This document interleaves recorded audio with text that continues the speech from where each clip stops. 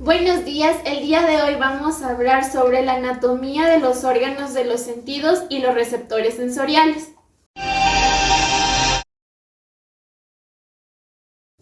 Gusto.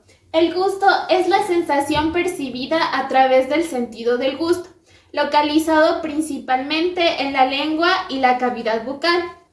La anatomía del órgano del sentido del gusto es la siguiente. Está compuesto por amígdala, úvula, epiglotis, glándulas foliculosas, base de la lengua, papilas caliciformes, papilas fungiformes, también tiene un surco central, papilas filiformes y por último un vértice lingual. El sabor es la sensación percibida a través de las terminaciones nerviosas, de los sentidos del olfato y gusto principalmente, también de receptores sensoriales, de presión y los cutáneos de calor, frío y dolor. Los receptores del sentido del gusto son las papilas gustativas, que se ubican en la lengua y está constituido también por los botones gustativos. De los botones gustativos salen fibras nerviosas que transmiten estímulos gustativos disueltos de la saliva al cerebro. Las células gustativas perciben 4 gustos básicos, que estos se distribuyen de manera desigual en la lengua. Es así como podemos distinguir el sabor amargo, ácido, salado y dulce. El resto de sensaciones proviene de las 4 mezclas de los nombres que acabo de mencionar anteriormente.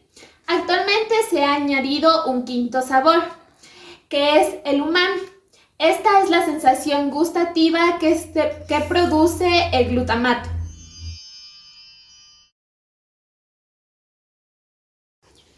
Ahora vamos a hablar del sentido del olfato.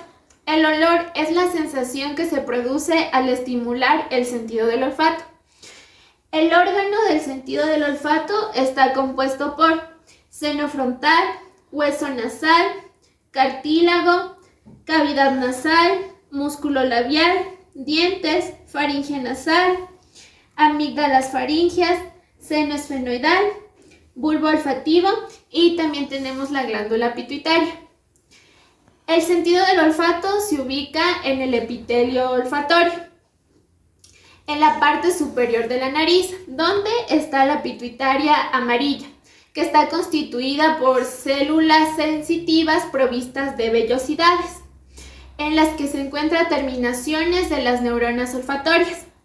Está conectado al cerebro a través del bulbo olfatorio y de allí salen numerosas conexiones a diferentes zonas del cerebro.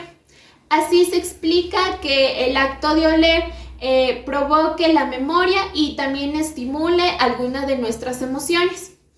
El acto de comer, masticar y luego deglutir el alimento, los aromas llegan hasta la pituitaria amarilla a través de la vía retronasal que une a la nariz y a la tráquea, integrándose así entonces la sensación del sabor.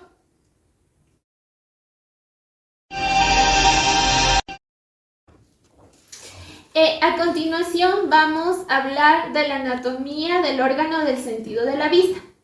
Este es el ojo y está conformado por coroides, vasos sanguíneos, nervio óptico, fóvea, membrana hialoidea, punto ciego, humor vítreo, músculo, retina, esclerótica.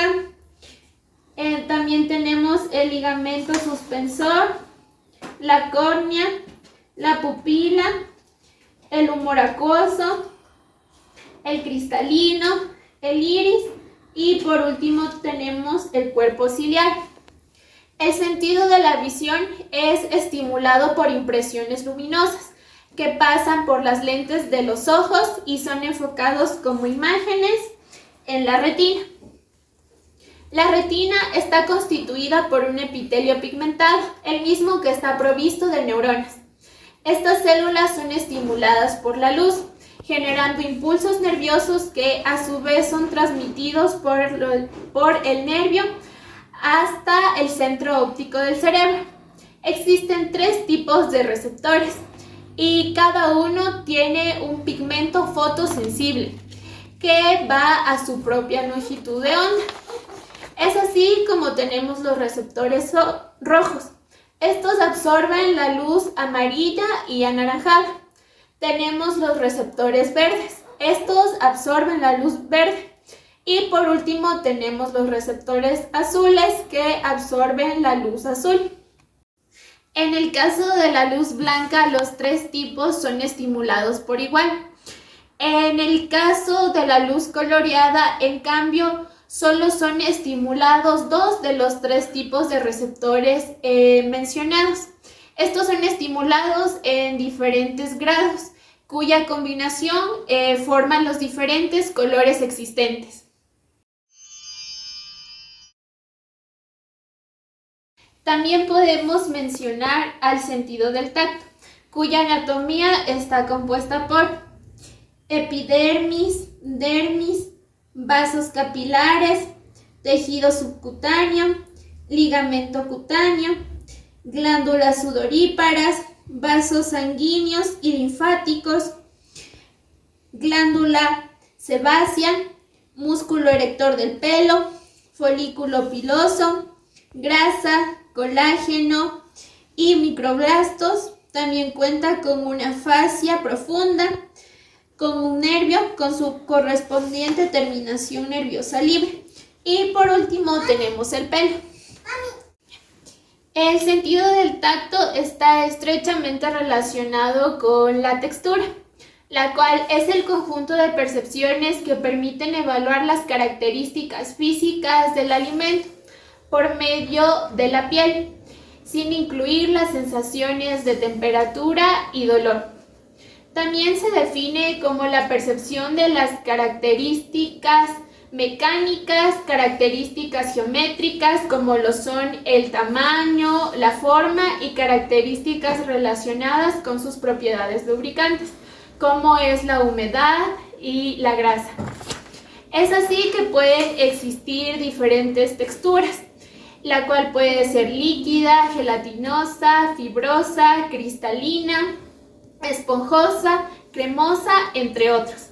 Las texturas pueden ser captadas por los dedos o incluso también por los receptores bucales.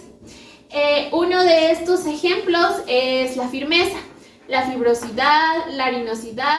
Podemos ver que en el sentido del tacto posee una serie de terminaciones nerviosas que son conectadas justamente con los nervios de nuestro cerebro, transmitiendo así las distintas sensaciones que nos proporciona el tacto.